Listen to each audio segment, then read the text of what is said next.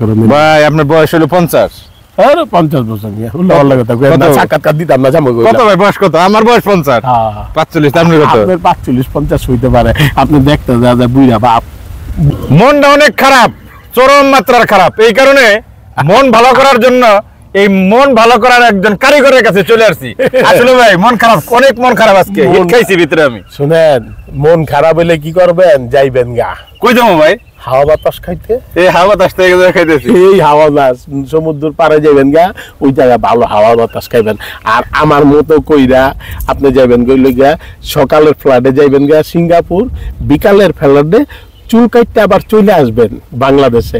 কেন জানেন? কন্যাকে কেন? ভাই আপনি সেলিব্রিটি, আপনি কেন যাবেন এটা কই আমি বিপদে পড়ব না। না না বুঝবেন না, আমার চুল কাটাটা ক্রিটিক্যাল ব্যাপার। অতএব বাঙালি নাপিতেরা হাত দিয়া ভাত খায়, হাতে মুসারির ডাইলের গন্ধ কয়। এর লেগে আমার চুল কাটাতে যাইগা সিঙ্গাপুরে। বলেন আর কি কই? ভালো লাগছে ভাই, ভালো লাগছে। বাঙালিরা বলে চুল কাটানোর জন্য সিঙ্গাপুর যায়, টাকায় যাগো খুশায় তারা যায় ভাই। আমার কাছে টাকা নাই। উনি কিন্তু সরল হাসমত। এই যে চলচ্চিত্রে যারা আগের দিনে সিনেমা দেখছেন তারা সরল হাসমতরে চিনেন না, যে না চিনবেন সে সরেন, তার এনে থাকার দরকার নাই। কি বলেন ভাই? না আবার ফের ফ্রেম হইবেন না, নতুন করে চিনবো, সমস্যা কি? না ভাই আপনি কি আসলে সরল না ভিতরে কোনো গরলতা আছে? না না ভাই, আমি সরল হাসমত। গরল পামু কইতে গা, এই যে গরল তো আপনি বেড়া গো যাইতে কইবেন কে? আমার একটা দর্শক বাড়বো না? এই প্রজন্মের যে লোকেরা আছে, এই যে জন্ম হইতাছে, এরা তো আম করে দেখতাছে না, হন দেখতাছে, আমাকে দর্শক হইতাছে, ফ্রেম হইতাছে। ওইটা কোন বাড়তে কোন না বারুক সরল হাসমত ভাই। শর্টকাট শেষ করি আমি। এই যে জীবনে অনেক সিনেমায় আপনি মানুষ হাসাইছেন ভাই, এই জীবনে এই সরল হাসমত ভাই আপনি সিনেমার মাধ্যমে, চলচ্চিত্রের মাধ্যমে অনেক মানুষের হাসাইছেন, হাসি খুশি রাখছেন। আপনার ব্যক্তিগত জীবনে কি আসলে হাসি খুশি না ভিতরে কোনো কষ্ট আছে ভাই? আলহামদুলিল্লাহ, হাসি খুশি বড়াই মানুষ। আমাদের ছোট ঘর এই সংসার, হাসি খুশি ভরা যাতে 1000 বছর। দেখেন এটা কোন সিনেমার গান ভাই? অনেক ছবি, এই যে ছবিটার নামটা আমি কইতে পারুম না। তো আগে হাসি খুশি আছিল, সিনেমা ছিল অনেক। এখন সিনেমা নাই, সিনেমা কম। এর লেগে হাসিটা একটু কইমা ছোট হয়ে আইছে। তারপর আবার অনেক ইউটিউবে কাজ করতেছি, অনেক হাসতাছি, একটু বড় একটু বড় হইতাছে। আপাতত মনে করেন সিনেমা হইলে গা ভাই সারাদিন একটা সিন করছি। এখন ইউটিউবে গিয়ে কি করতে হয় জানেন? আমি করে ফাতা কইরা টানা চলে, কাটের পরে কাট ফাতা কইরা। এই যে একটা সিন শেষ হলো, হাসমত ভাই তাড়াতাড়ি আয়েন, আইতাছি। আবার শট দিয়ে গেলাম, আবার আরে তাড়াতাড়ি আয়েন, বইনা টাইম আছে। ও ভাই দেশটা পাল্টাইতে দিবেন না ভাই, দেশটা পাল্টাই না, টাম দেয় না। পরবর্তীতে যখন শর্ট দিয়া হাসমত ভাই কই গেল, আরে ভাই মত তো দিবেন না। একটা কথা হইলো ভাই, এই অবস্থা। আর সারা দিনে কিন্তু একটা সিন করতে হবে, মানে ইউটিউবে কাজ করলে ঠিক মতো শান্তমতো মুখ পড়া যায় না ভাই। তারপরে করতাছি, কি করুম, পেট চালাইতে হইব তো। আলহামদুলিল্লাহ আপনাকে দোয়া, আলহামদুলিল্লাহ আল্লাহ ভালো রাখছে ভাই। আচ্ছা ভাই, আপনি সর্বমোট কতটি চলচ্চিত্রে অভিনয় করছেন? আমি সর্বমোট 100-র উপরে সিনেমা। 100-র উপরে? সর্বোচ্চ হিট কোন সিনেমাটা হয়েছিল? আমার সর্বোচ্চ হিট সিনেমা হইল গিয়ে আপনার ছবিটা তোর কারণে বেঁচে আছি। শাকিব খান ছিল হিরো, তোর কারণে বেঁচে আছি। ওই ছবিটাতে আমি মিশাবারে দৌড়াইয়া আমি আর একটা কমিটিয়ান কথা বলতেছি, হায় আমরা দেখাইলাম, উই কিন্তু ওর ঘরে রাখছিল, ওইটা পুরুষ পোলা না, মাইয়া মানুষ করানোর পর এই মিশাবাই যে দাঁড়ায় রয়েছে, আর আমি দেখি নাই। মিশাবাই কেডায়?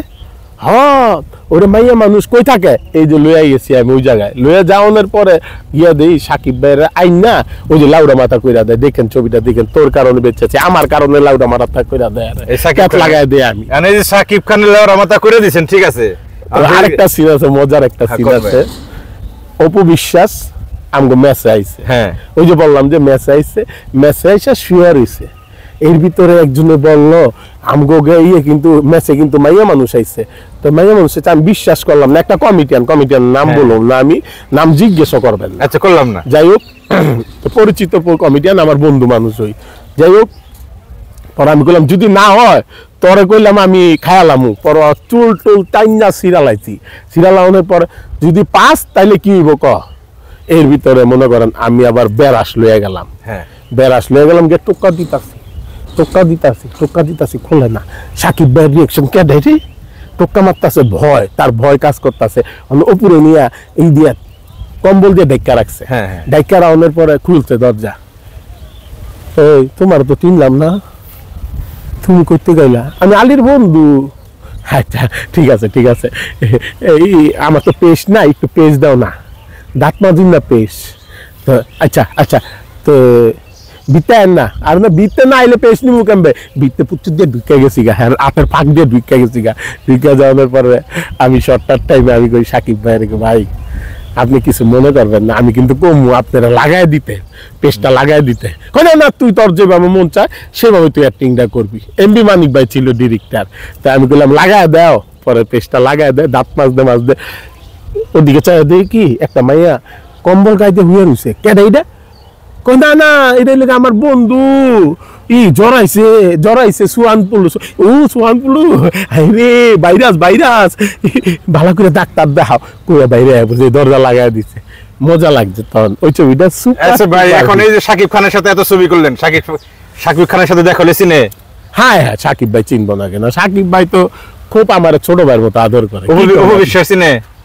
শোনেন আমি একটা কথা বলি আপনারে, আপনি যদি প্রশ্ন করেন অবান্তর প্রশ্ন, অপবিশ্বাসের লোক হাই লেভেলে চলে গেছে।